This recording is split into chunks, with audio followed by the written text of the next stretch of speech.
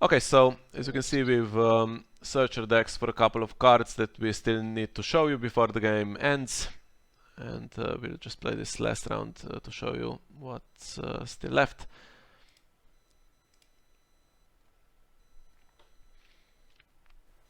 So I win initiative and I select myself as first player, and then Miha can trigger his close call when revealed ability.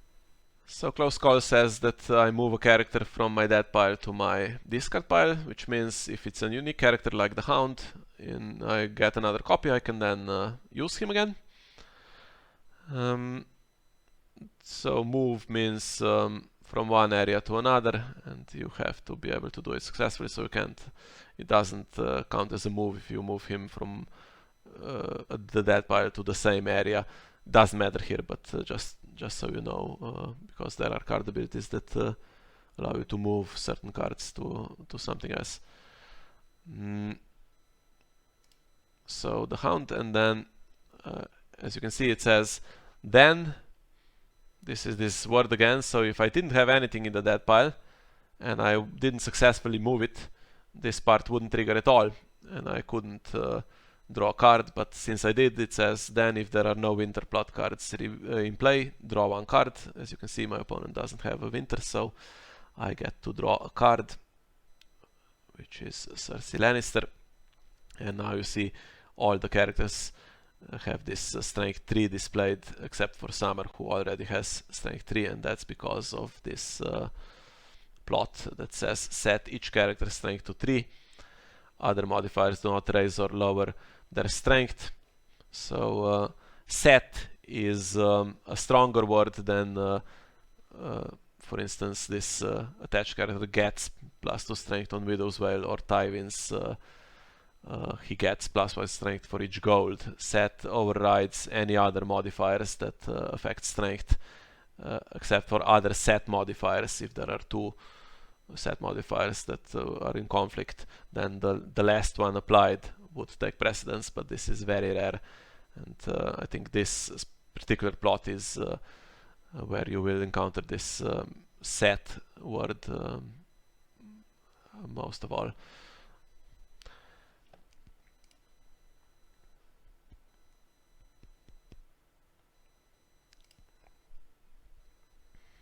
Right, so I will marshal Arya Stark, and then I will trigger her reaction after Arya Stark enters play. Place the top card of your deck on her face down as a duplicate. So usually you would have duplicates in which are the same character, but she has this special ability, so I put the top card under her. Miha cannot see it. I can take a look which card it is. In this case, it's the Rose Road, but it wouldn't matter which it is. And now, whilst Arya Stark has a duplicate, she gains a sword icon. And here it doesn't matter whether it's a duplicate from a Facedown card or whether during the game I will actually draw another Arya card and put it under her as duplicate. This would count in both cases. And then I will cheat again to show you something. So I will just drag the Great John on the board because I cannot afford him. But he has the Intimidate keyword, which we have not shown yet. And that will be interesting to show. And I will also, maybe, which is useful, draw Lysa Arryn on the board. Because she removes things from the game, which we also have not seen yet. And then with 2 cheating cards, I think that's enough for this phase. And okay, maybe just another one if you can take one of these wards. I forgot about that from the discard pile to see how cards can change control. Okay, Mia says not enough cheats, so I would put the ward into play, and I would put it on Cersei Lannister. And then basically it's a unique character with printed cost 4 or lower that is fulfilled. And I take control of the attached character. So she changes sides of the board, and she's now my character. Attached character gains prized 1, which is also a keyword, or prized 2 instead if attached character's printed cost is 3 or higher, which is the case. So she has prized 2, and this means that if this character leaves play, my opponent will gain 2 power, and if it would have prized 1, it would be 1 power. So I can steal her from Miha, but once she leaves play, I get a large penalty. Yeah, so this keyword prized is something that it was introduced very late in the game, so if you don't have the latest cards, you will not see it. Ward actually is an older card, but this is a different version of that card, so the original one doesn't have the prized keyword. It's quite a rare card and quite a rare keyword, and not used very often. Okay, so I have also taken some cards into my hand manually here that will demonstrate some more card abilities. So one thing that we decided not to show you in detail in this video is the shadows mechanic. So shadow is a keyword on some cards that was also introduced pretty late in the game. It existed in the first edition of the game and then was slightly modified and reintroduced in the second edition. But if you only have the early cards, you will not find this mechanic. As you can see, Sir Robert Strong has the shadow keyword, and next to his cost is a little banner that indicates that he has the keyword. And there is also a brief description here. Marshal this card face down into shadows for 2 gold. As an action, pay 5 gold to bring it into play face up. So that's a very simplified, I guess, definition of the keyword that tells you most what you need to know. But I can explain it further. So as you can see, he has printed cost 6, which means I can just use him normally. I can pay 6 to marshal him in this phase, and if I click on him, the game will ask me, do I want to marshal him for 6 or do I want to marshal him into shadows? And marshalling into shadows means I pay 2, and then he goes into this special area that was just created. It's not there by default. As you can see, it's not there on my opponent's side. So shadows area, and now I can see him, I can see my cards in shadows, but Hannes cannot see that I have Sir Robert Strong. And during setup I can also pay 2 gold to set up this card in shadows instead of in play, and if I wanted to set it up in play it would cost me 6, which is his printed cost.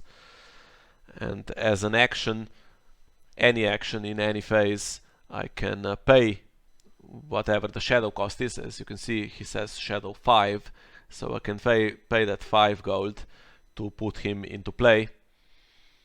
That means he is not marshaled, he is put into play by a card effect, and he has a reaction. After Sir Robert Strong comes out of shadows, choose and kill a kneeling character with printed cost 5 or lower, so it benefits me if he comes into play out of shadows. It costs me 2 to put him in and 5 to put him into play, so 7 in total instead of 6, but I get an extra bonus from that. So that is something that you can use in games. You will occasionally see in every game maybe 1 or 2 shadow cards. You will play 1 yourself and 1 maybe on the other side by your opponent.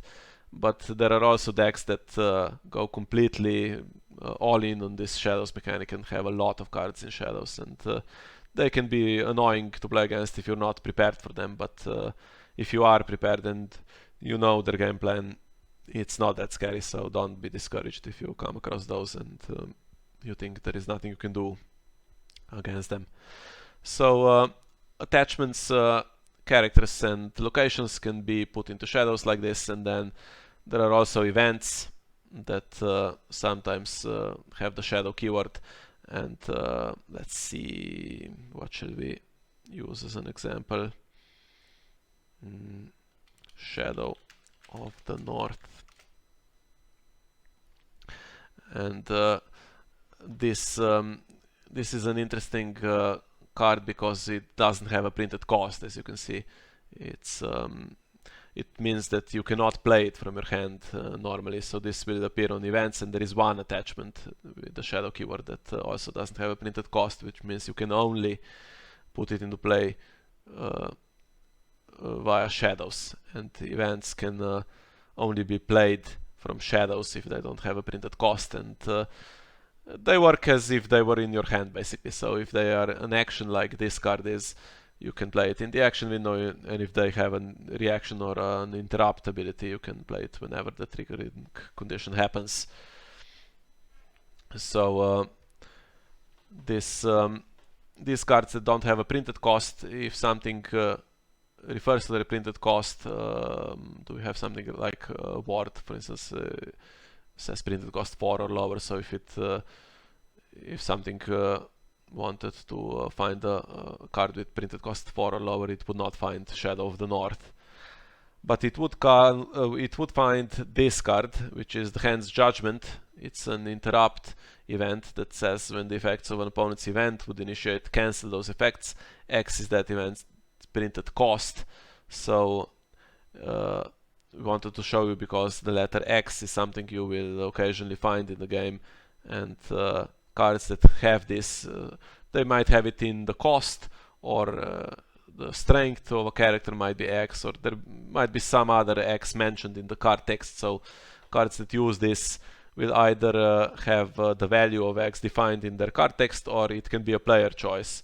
Some cards, for instance, you can pay X, and then the effect will depend on what you chose to pay for them. So this is something that we wanted to show you. And another thing, so okay, Cersei was taken by my own opponent, so the control changed because Ward applies this effect of taking control of attached character. And as you can see, I have another one in hand, and I cannot now play Marshal Cersei on my side of the board because my Cersei is already in play on the opponent's side. And this is something that, so taking control of opponent's cards is not very common. You will see it in some factions. Night's Watch, for instance, specializes in this mechanic, and Greyjoy sometimes takes control of opponent's locations. Either you can take control of stuff that is already in play, or you can put it into play under your control from the opponent's discard or dead pile, for instance. And there are some restrictions. So if Cersei was dead, for instance, if she was in my dead pile, my opponent wouldn't be able to take control of Cersei or put her into play under his control. And if his Cersei, for instance, if he played Lannister as well, if his Cersei was dead, he couldn't take control of this version of Cersei either. So this is something that you will come across if you play against decks that take control of cards. But it's I guess it's a little bit too complicated for this tutorial, so we won't go into any more detail. But if I click on her now, so I cannot marshal her onto my side of the board, and I cannot duplicate her either, because the rule for duplicates says that you need to own and control that card to put a duplicate on it into play. So what this means is, so you own all the cards that are in your deck at the start of the game, so everything that is in my draw deck, and all the other cards are owned by me, and you control all the cards that are in play under your control. So usually this is one and the same, but in this instance Cersei is owned by me and controlled by my opponent, so I cannot marshal a duplicate of Cersei. Sometimes you will find cards that reference this. For instance, they will refer to a card that you own or a card that you control. And then one final thing is this card Lord Tywin's host has a couple of keywords that we haven't mentioned yet. So since I do not have enough gold to play it, I will just cheat a little and just drag it into play, I suppose. And we'll see what it does in the challenges phase.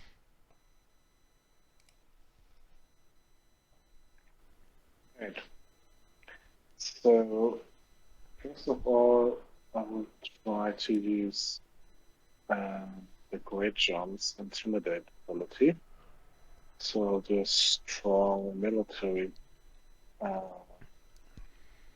challenge, I choose to stealth Tywin with Arya's stealth keyword ability. And then I fall towards strength 12. Okay, so I will defend with 3. As you can see, Burnman has strength 2, but since the plot sets everyone's strength to 3, he actually benefits a little bit.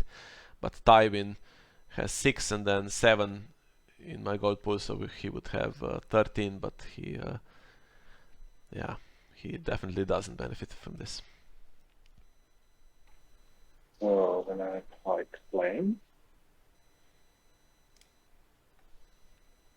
And now Intimidate comes. So it's a challenge resolution keyword. And if I win a challenge as the attacker, I can then kneel a character, my opponent, which has a strength basically by what I won the challenge. So at 12, we have at 3, I won by 9. So I could choose a character with strength up to 9, which I could kneel now. Now everybody has 3. So I could choose any of the characters, but sometimes you will only choose from 1 or 2 characters if you win the challenge by a smaller margin. So I would just choose and period. So that can be useful to basically dominate your opponent's board. Yeah, so Intimidate is the only challenge resolution keyword that works only on attack. So if you win on defense with Greyjohn and you win by 3 strength, for instance, you would not be able to kneel an opponent's character. Whereas Renown, Insight, and Pillage, which is another keyword that we'll talk about shortly, they all work on defense as well. And one last thing, so just to make it clear, so if you win on defense against the 0 strength somehow, you don't get the unopposed bonus, just to make that clear. For instance, if I am able to remove Greyjohn from play by some card ability, as you can see I have this card that I put into Shadows, Sir Robert Strong, so he could have killed Greyjohn if he came out of Shadows, and then my opponent would have, for instance, 0 strength if this was the only attacking character, and I defended with 3. I would not get any power for unopposed, only the attacker gains power for unopposed. And another thing on Greyjohn's reaction, so it says after winning a military challenge in which Greyjohn is attacking, if there are fewer than 3 plot cards in your used pile, stand him. So he couldn't stand on this occasion. Why not? Because as you can see, used plots, it says 4. And this is open information, so these are the previous plots that were used. These 4 are now in the used pile, they have no more effect on the game, but the used pile can be referenced in the card text. Stark has some cards that want as few as possible in the used pile, and Martell is the opposite, it wants as many as possible in the used pile. So this is the used pile, and at the Palace of Sorrows is revealed, and the other 2 are still in the plot deck. So we won't reach the 7th round to show you what happens when all the plots are revealed, but I will explain that at the end anyway. Right, Right, so then I'll do an intrigue challenge with Timothy and Lysander. It's gold for me here. Okay, now Cersei works against me. Her text is still active. She has 2 claim. So, as you can see, it's 6. I have 6, so I cannot defend this. And so that I don't lose this card to claim, I will play it here. So I never bet against my family. Here's the challenges action. It says kneel your faction card to, so this is the cost. As you can see, Fealty also wants to kneel the faction card. So if I want to reduce the cost of a card, for instance, this loyal Lord Tywin's host, and I kneel the faction card for that, I can no longer play this event because I cannot pay the cost. So if you have many cards that want to kneel your faction card, you will often find these conflicts, and you might want to build your deck in a way that this doesn't happen too much. So if the agenda is something that wants to kneel your faction card every round, it doesn't have good synergy with cards like this that also do the same thing. So let's do this. So kneel your faction card to reveal the bottom 5 cards of my deck. So these are not graphically revealed now, but they are okay, you can see them in the chat log. So the bottom 5 cards of my deck are Tyrion, another Tyrion, Casterly Rock, Jon of Slint, and the Queen's Assassin. And what my event says is you may put 1 unique Lannister character revealed by this effect into play and return the other cards to the bottom of your deck in any order. So when the word may is used, it means it's optional. If I don't like any of the characters that were revealed by this effect, I can decline to do it. But I will choose Jon of Slint because Tyrion is already in play. So if I choose Tyrion, he will enter play as a duplicate, which is not that useful at this point for me. And then the rest of the ability says at the end of the phase, if that card is still in play, discard it from play, cannot be saved. So this is what we wanted to show you. This is called delayed effect.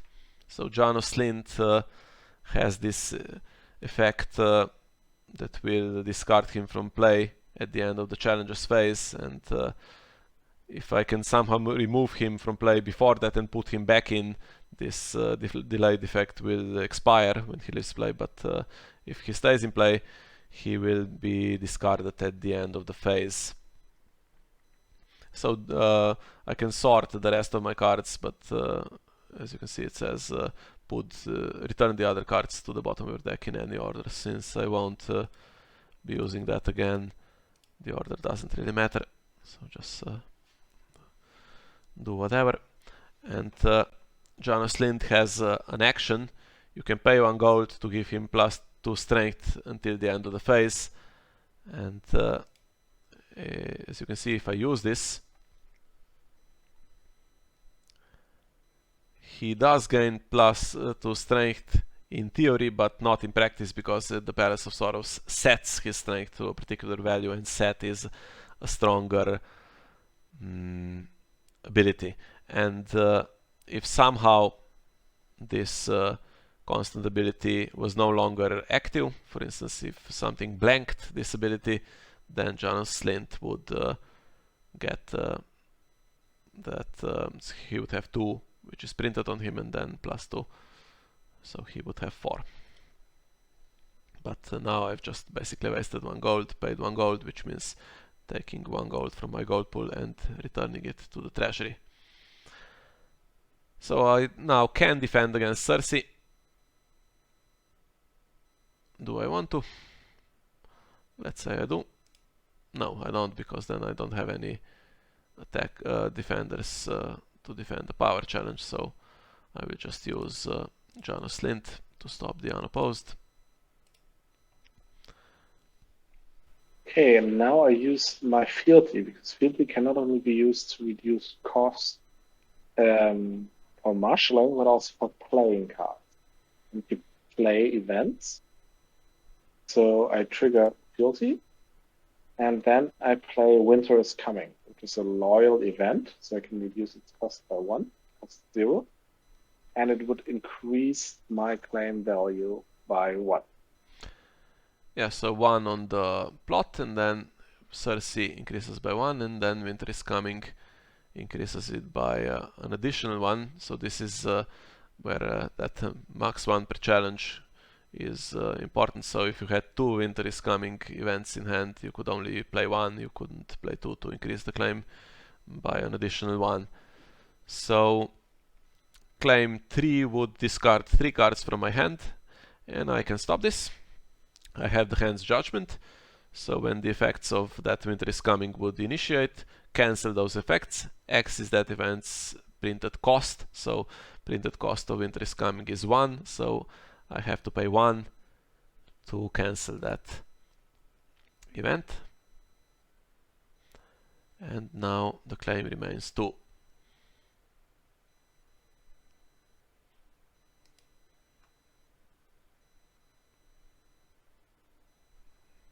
And yeah, this never bet against my family remains in my hand, so I cannot play this. For instance, if I tried, nothing would happen because it wants me to kneel my faction card as the cost of the ability. So there is the gold cost, which is 0, and then there is an additional cost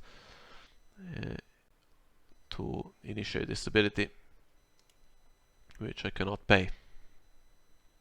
Now I do power challenge, and this time I cannot use Hodor because I no longer control Bran, so he cannot be used as an attacker. So I do a power challenge on Caitlyn.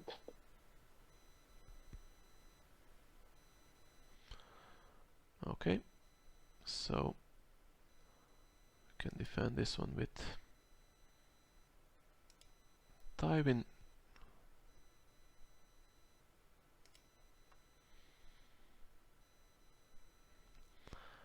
In 11.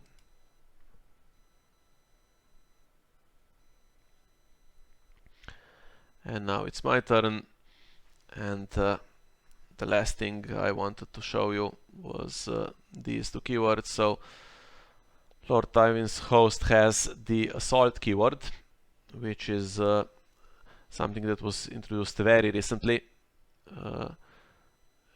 I'm sure you know that this game is no longer supported by Fantasy Flight Games, so it was they are no longer releasing any new packs, but new packs are still being released by the community, and in one of those packs the assault keyword was introduced, which deals with locations. You will find it very rarely, only on these big armies and on some smaller armies from that particular pack, so you might not come across it, but in case you do play online with the full card pool, wanted to show you what it does briefly.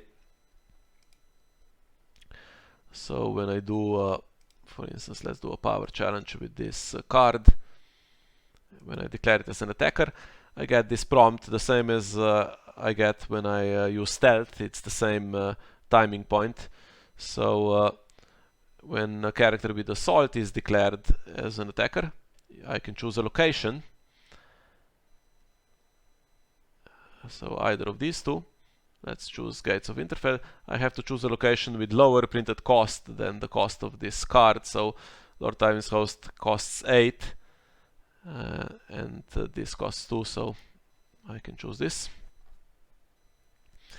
And what happens to this location? So until the end of the challenge, that location loses its text box, so its printed text box is now considered to be blank, like we had when Milk of the Poppy was attached to Caitlyn. So this challenges action now cannot be triggered while this is blank. And if I win the challenge,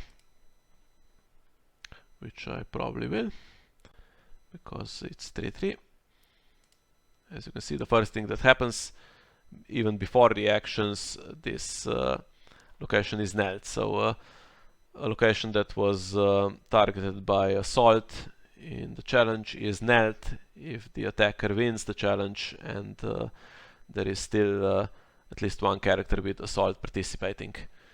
And the important thing to note here is that if you had more than one character, which is unlikely because there are not that many that exist, if you had more than one, you could only target one location with assault, so one per challenge basically. So I couldn't target both of these. And not sure if we mentioned that, but Intimidate works the same way. So if you have more than one character with Intimidate, only one can resolve. So if you win by 9 strength like we had before, and you had 2 characters, only one character could be intimidated.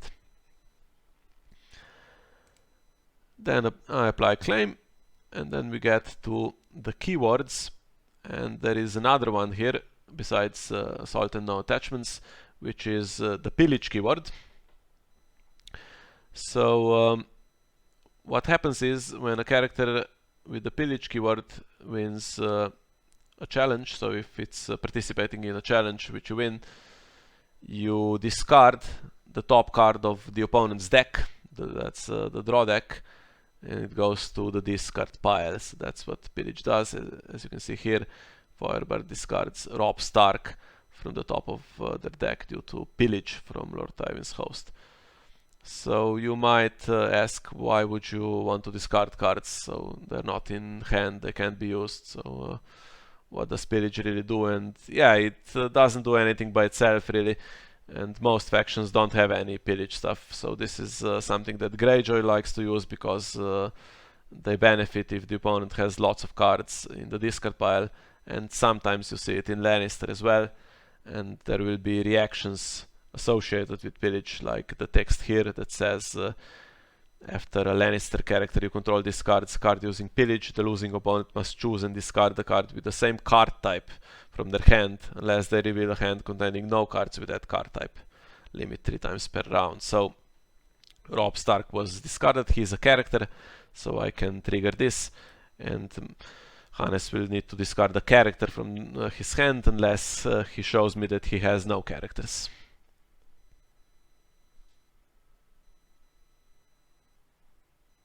I actually do have a character, and I will have cards. But I will. So Direwolf Puppy is discarded. And then let's show you this as well. So I had this card in Shadows, Sir Robert Strong, so there is an action window right now, which means I can pay his shadow cost 5 to put him into play. And then he has this reaction after he comes out of Shadows, so being put into play by paying the shadow cost is one way a card can come out of Shadows, or it could be put into play directly from Shadows by some other card ability that counts the same way. And when an event is played from Shadows, it's also considered to come out of Shadows. So I can now choose and kill a kneeling character with printed cost 5 or lower. So okay, perfect chance. So if I choose Cersei here, we can see what Price does. So I gain 2 power for Priced on Cersei Lannister when she leaves play, because Ward says that she gains Priced 1. So that happens immediately and automatically. And Ward is a terminal attachment, so it doesn't return to hand, it goes to the discard pile. And now I'm on 14, so an unopposed power would win the game here for me, but let's just cheat a bit and set it to 13, because there is one last thing we want to show you. So I will attack with Sir Jaime Lannister, and we can show you what Lysa Arryn does when she is killed.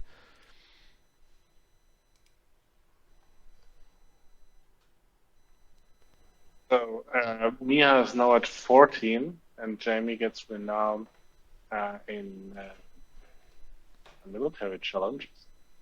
So we have determined the winner. He has gained 1 power for unopposed. So this is D and U of duck.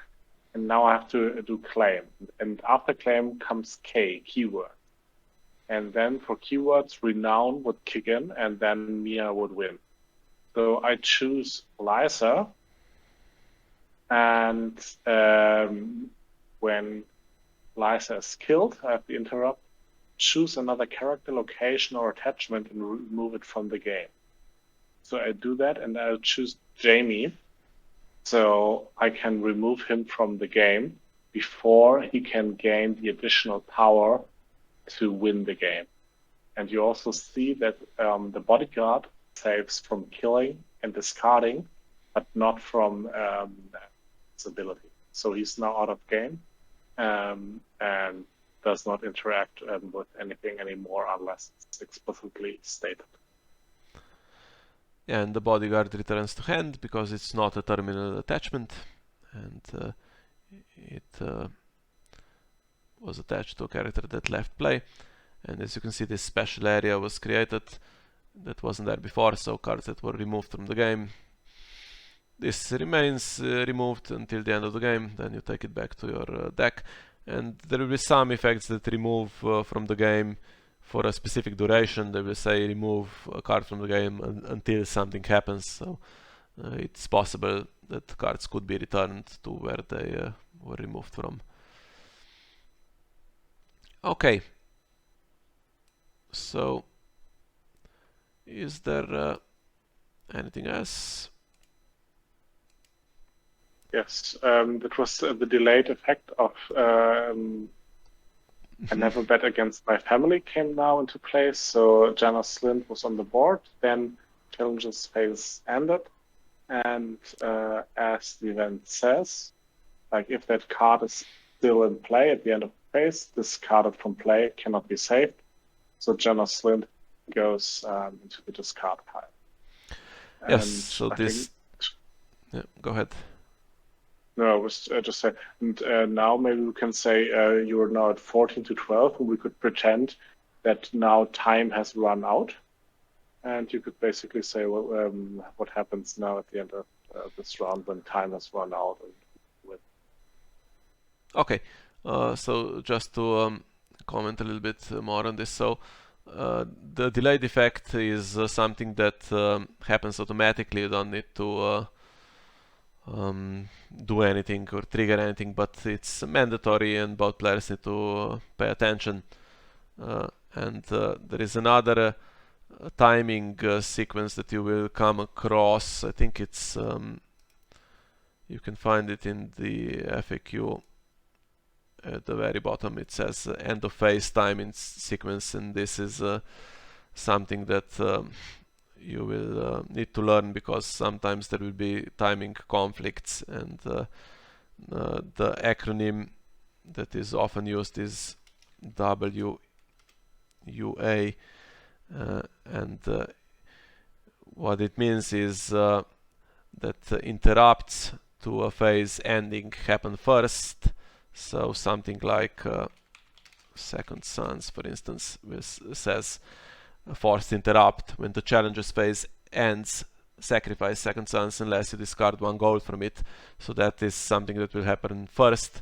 The W stands for when in this case, and then the U happens. So this is until the end of the phase lasting effects. So Janus Slint, as you can see, has that action that I triggered that wasn't really useful because of the plot, but let's pretend that it was. So he gets +2 strength until the end of the phase, so that's the next thing that would expire in the U part of this sequence. That lasting effect would end, and then the A stands for at the end of the phase. Delayed effect is the last thing that triggers. And this might not be important in most cases, but it could be. For instance, if Second Sons was the card that was put into play with that event, I never bet against my family, the forced interrupt would, for instance, trigger before the delayed effect, although in this case they both want to put it in the discard pile, so it makes no practical difference. And another thing, so the Hound is a good example. If I used, I never bet against my family to put the Hound into play, and then he would be discarded at the end of the phase. This is where that rules entry that says lasting and delayed effects expire when the card leaves play is relevant. So if the Hound left play due to his forced reaction and then I ambushed him again, he would that delayed effect from the event would expire, so it would then not attempt to discard him again at the end of the phase, because it would be considered to be a new instance of the Hound, so that expires. And one last thing about these timing issues. So there is something called in the rules priority of simultaneous resolution, which basically says whenever there is a timing conflict, the first player chooses the order. So mandatory abilities, like when revealed, are those that can have the same timing, and then it comes down to the first player. Constant abilities will all apply simultaneously if they can, and if they cannot, the first player will decide the order in which they apply, but this is very rare. And delayed effects, if there was more than one that triggered at the end of the phase, again the first player would decide the order in which this triggered. And the same with lasting effects. Lasting effects all apply simultaneously if they can, but if they cannot, then it comes down to the first player. And now we are in the dominance phase. So if I didn't cheat before, I would now be on 15 power and I would win the game. But this is a chance to tell you what happens if the game is timed. So in tournament play, there are multiple tables and they need to start and end at roughly the same time, otherwise things don't really function. So games will usually be 55 minutes, and then when the time expires, so for instance during the round, if it expired right now, if it reached 000, then the game would end at the end of the current round. So we would proceed through these action windows to the taxation phase. And once we passed this taxation window, as you can see, it says round 6, so this wouldn't happen because time has run out and winner would be declared. So what happens? The player who is ahead on power when this happens is declared the winner of the game. I'm on 14, Hannes is on 12, so in this case I would win. If there was a tie, the next tiebreaker is how many cards you have left in your deck. So Hannes has 29, I have 28, and Hannes would win in that case. And if that was tied, there are some further tiebreakers. You can read about them yourself, but it's very unlikely that this would ever come up. So this is how the game would end. And okay, let's just select a plot here and end it normally to see what happens if you get to 15 power.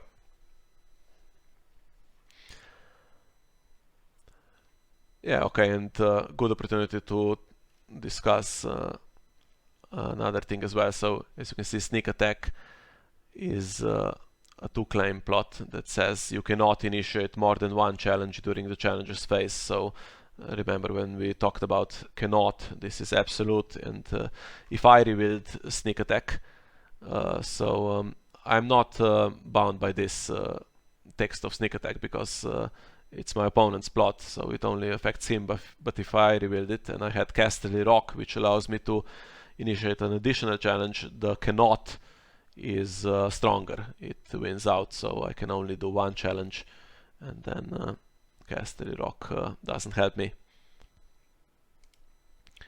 And my plot has a forced reaction.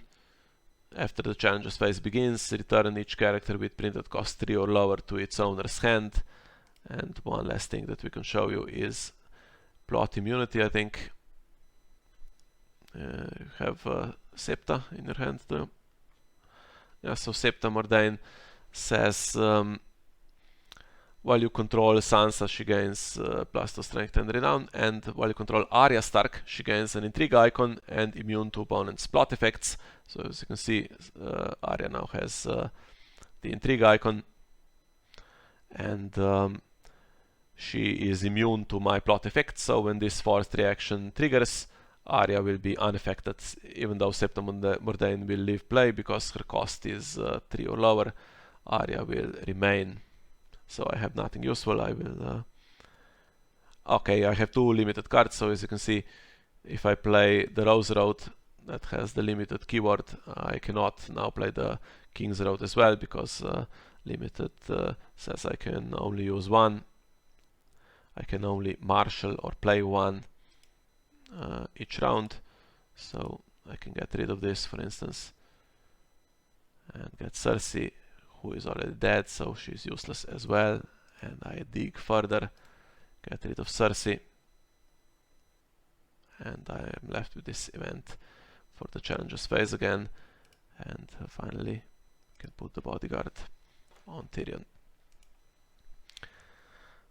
Okay, now we'll just show you how the game ends.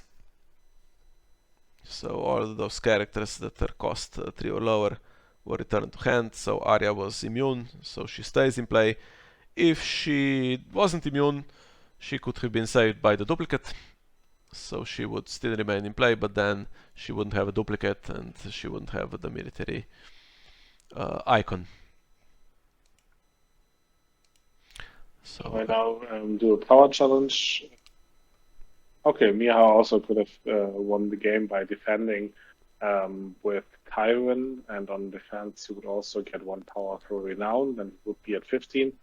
He chooses not to defend, so I get 1 for unopposed, and I will do a 2 claim, and then I'm on 15. And then you have immediately won. You don't play the round to the end. Nothing happens anymore. As soon as you're on 15, game's over. yeah, if you had that kind of trick that you had before with Lysa Arryn, it's now too late. When you win the game, you win, so it doesn't proceed through the end of this challenge resolution. Well, actually, claim was, yeah, it was pretty much almost the last thing that could have happened, but for instance, it ends immediately. Okay, and then the Iron Throne offers you the option to do a rematch, which just resets the board and you play with the same decks, or you can click continue playing, so nothing will happen if I do this. It just means that we can play on and go beyond 15 power. If, for instance, if something happens that messes up the game state or something like that, and you need to play further, you can do that if you like, but eventually after the winner is determined, if we just stay in the game and chat, for instance, we have some time, and then the game will time out and we will be kicked out, basically. Right. I think we covered a lot of ground. It was not everything, but I think many of the core mechanics you've mentioned. And as you see, it is quite complicated, but you get used to it.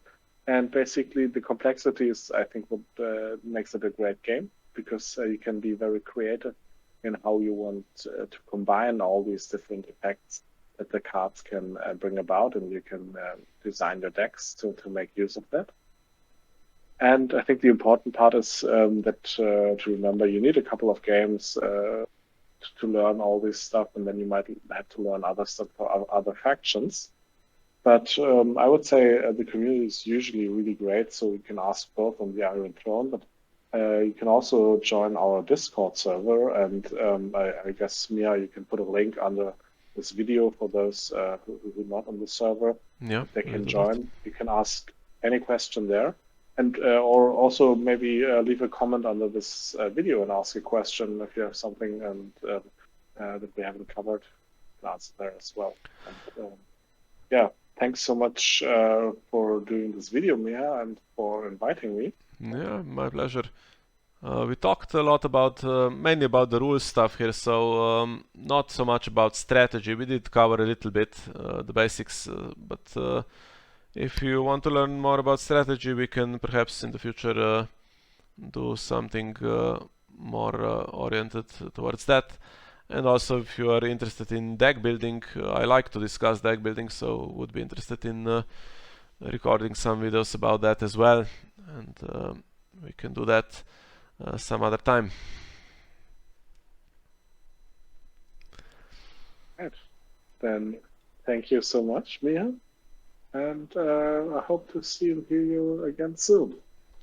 Okay, thanks for joining me. Bye bye. Okay, so that was a little longer than expected, so just a short epilogue now with some of the stuff that I promised you but haven't had the chance to talk about yet. So as you can see, we've talked about almost everything in this rules reference. So if you read it from start to finish now in alphabetical order, you should be able to understand most of these rulings. But just a quick word on a couple of them. So one thing that we didn't mention was that card abilities only interact with cards that are in play unless it's specifically stated otherwise on the card itself. So let's show you an example. For instance, a card like Houseden Escort, which says while there are 3 or more plot cards in your used pile, you may marshal Houseden Escort from your discard pile as if it were in your hand. So when this card finds itself in the discard pile, you can marshal it from that area. So this text applies even though it's not in play, because the text specifically refers to an out of play area. So that's one thing that you will occasionally come across. And sometimes when you click on these individual card pages on ThronesDB, you will find this rules FAQ for each card that you might find useful. It's worth checking anyway if you have any questions. A lot of them are entered here. So that's one thing. The other was costs. So one thing that you need to be aware of is this entry on opponent's game elements may not be used to pay a cost. So you have to use your own game elements, so your own cards and whatever else there is, tokens perhaps. For instance, a card like this that says kneel a neutral character to gain 2 gold means that you have to kneel a neutral character of your own, so a neutral character you control, to gain 2 gold. Because the first part of this text is the cost of the ability and the other part is the effect. So you have to pay the cost with your own card. If you could kneel an opponent's character and then gain gold as well, would be really strong, as you can imagine. Okay, and then we have this initiating abilities sequence. So this is something that you should just briefly read probably before the start of your first game. It describes the steps in order. So it's they've put together marshalling cards and initiating abilities. I guess they are kind of similar. So first thing you need to do is to check play restrictions if you can legally trigger that ability or marshal that card. And then the second step is you determine the cost. So if you have enough gold and if any other cost associated with the ability can be paid, and then if that is the case, you proceed. So you apply modifiers, pay the cost, and then you choose targets if applicable. We'll look at targets in a second. And then the card is marshaled, or if it's an ability you're trying to initiate, it attempts to initiate. So if you want to cancel it, we saw that a lot of times in the game. This is where you do that, and if it's not cancelled, then the effects of the abilities they complete their initiation and they resolve. So this is the sequence, and so choosing targets is another thing that didn't really come up that much during the game. This is a complicated rules entry, but basically what it says is that in order for an ability to be initiated, if it requires you to choose a target or multiple targets, you have to have a valid target or enough targets on the board to be able to initiate such an ability. So for instance, what should we, let's do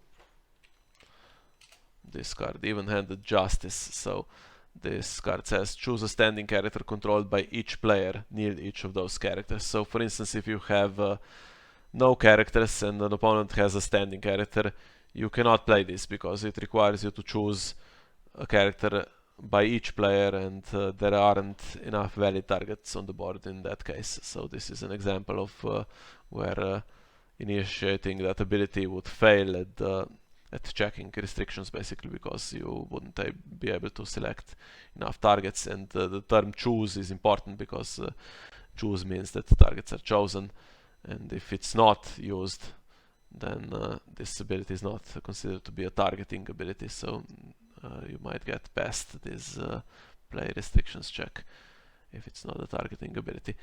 And this last entry, a card is not an eligible target for an ability if the resolution of that ability's effect could not affect the target at all. For example, a kneeling character cannot be chosen as the target for an effect that reads choose and kneel a character, and that's exactly the example I showed you. So yeah. And if there is more than one effect, for instance, kneel a character and do something else to that character, if at least part of the effect can happen, then that character is a valid target, and that part of the effect will successfully resolve. But if it cannot be affected, then you cannot initiate that ability. And if it has a cost, for instance, sacrifice a character to do something, and that something that you are trying to do does not change the game state, then you are not allowed to initiate that kind of ability, even if the cost is something that turns out to be beneficial to you and you really want to do it. The effect has to have some potential to change the game state, and not just the cost. And what else? So one thing that we didn't talk about in detail is the triggering condition. So I skipped that intentionally because it's a really long text, but we can just simplify it a little bit. So triggering condition is something that happens in the game. So for instance, a character is killed. So you can imagine this sequence, it's goes from 1 to 7 here, so you can imagine triggering condition being somewhere in the middle. So if nothing disrupts it, the triggering condition will happen and a character will be killed. So the first thing that happens before the triggering condition resolves is you can interrupt it. So the first kind of interrupt is a cancel, as we showed you just now in that sequence of initiating abilities. So they initiate in step 6 of that sequence and they resolve in step 7. So a cancel interrupts step 6, and it is the first thing that can be triggered. So if a character would be killed, you can play a cancel to cancel whatever is trying to kill that character. So if you don't do that, then we proceed to a different kind of interrupt, so a replacement, something that would in some way modify what is about to happen. So that would be something like the bodyguard that we had in the game. So when attached character would be killed, for instance, you can interrupt that. So if interrupt says when attached character is killed, that comes later than if it says when attached character would be killed, because a would be killed interrupt actually stops this from happening, so it takes precedence. And then if this doesn't happen, then an is interrupt can happen. Let's choose Shireen Baratheon here, which you can find in the core set. So she says when Shireen Baratheon is killed, choose and kneel a character. This is something you want to do, but if you get to this step where you trigger this interrupt, you cannot go back to the previous steps and play a cancel or play a save on Shireen Baratheon. And then the next thing is that the triggering condition then resolves, so Shireen Baratheon is killed, she's placed in the dead piles, and then come the reactions. So forced interrupts and forced reactions obviously take place before normal interrupts and reactions. Then you can have a reaction to Shireen being killed if there is something that reacts to that. So this is basically all this rules entry is trying to say. So interrupts happen before the triggering condition, they're interrupting, and reactions happen after that triggering condition. And with interrupts there is also sometimes a difference in when certain interrupts can trigger, depending if they try to modify the triggering condition or cancel the triggering condition or not. Then just briefly this self-referential text entry. This simply means that when a card is referring to its own title, it just means that exact copy of the card and not anything else. So we had Tywin, for instance. If both players had Tywin, each only refers to itself. So if I have 5 gold in my gold pool, Tywin will get +5 strength, and my opponent's Tywin will get whatever my opponent has.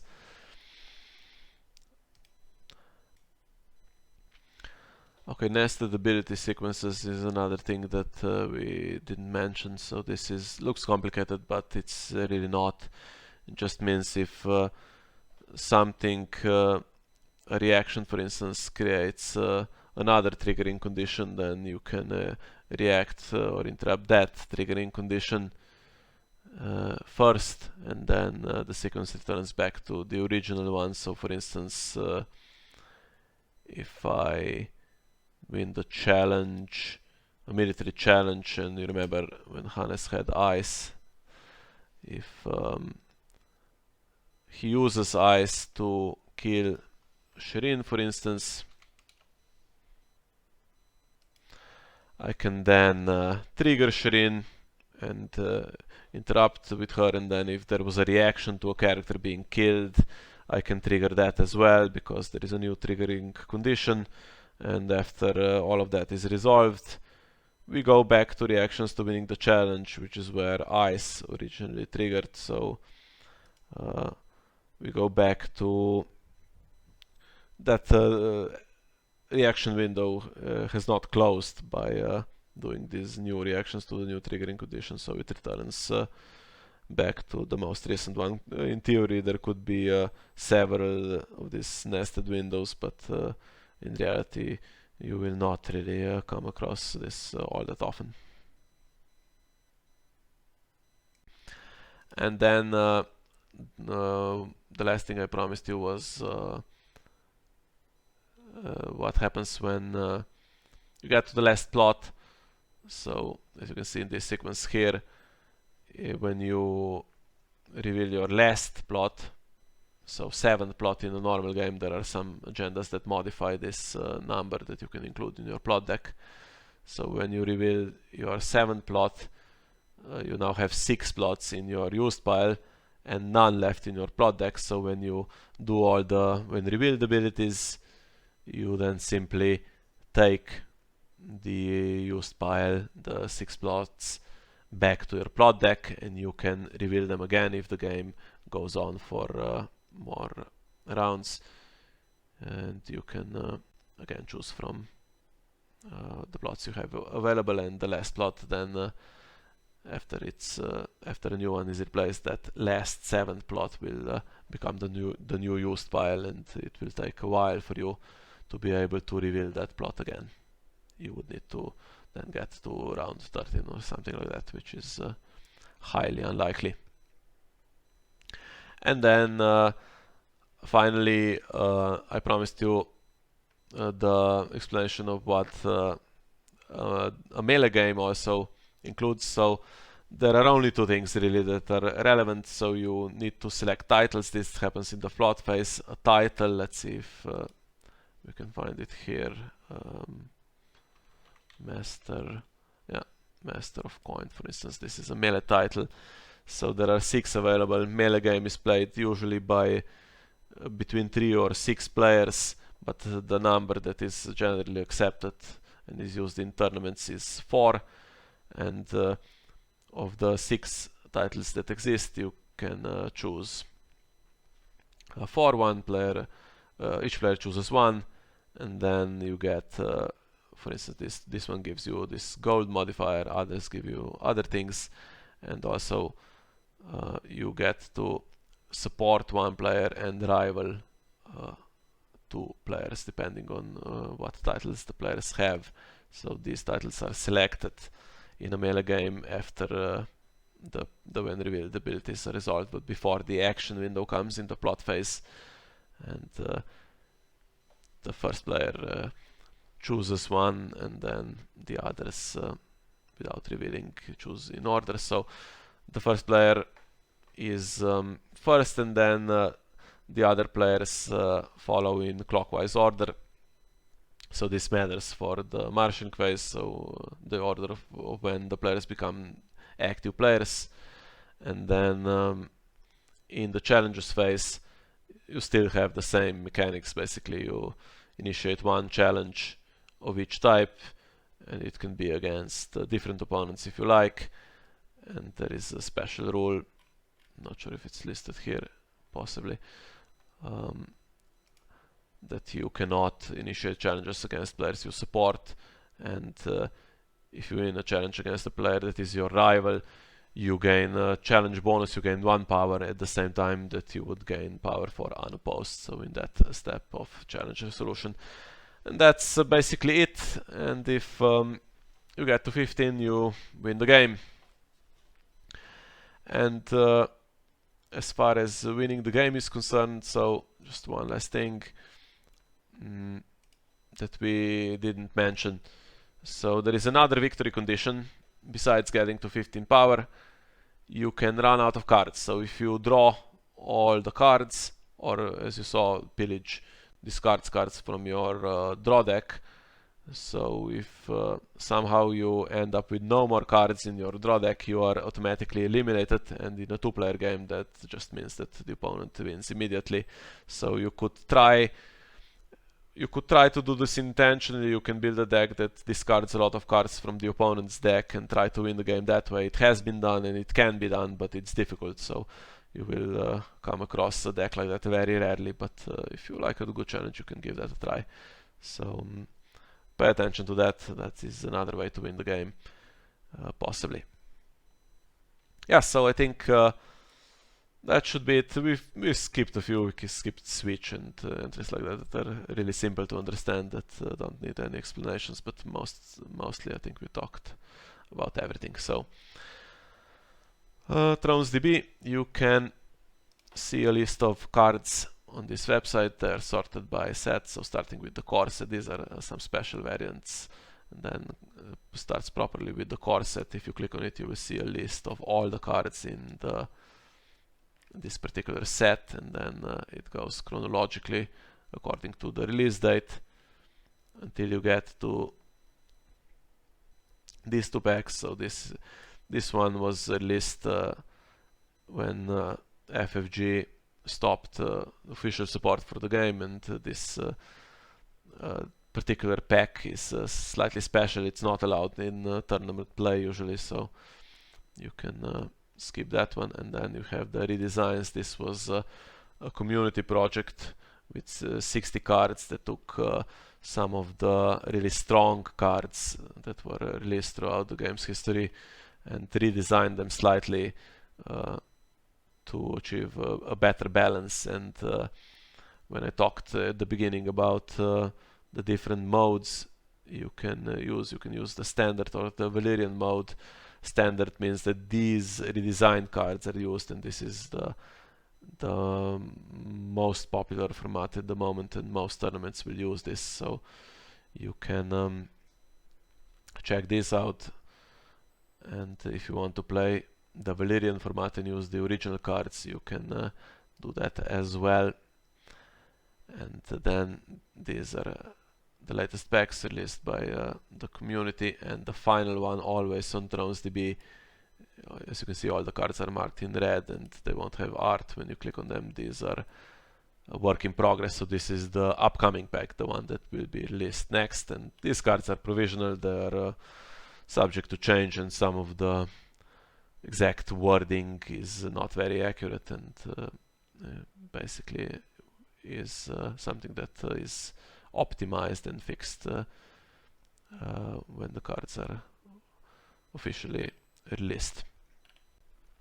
And so the restricted and banned cards is something that I also wanted to briefly mention.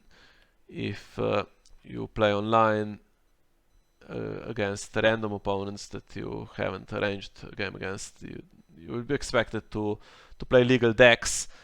And restricted list is a tool. It was used by FFG and it's still used by the community. It's updated, continue to be updated, and as you can see, the last one in January this year, so very recent.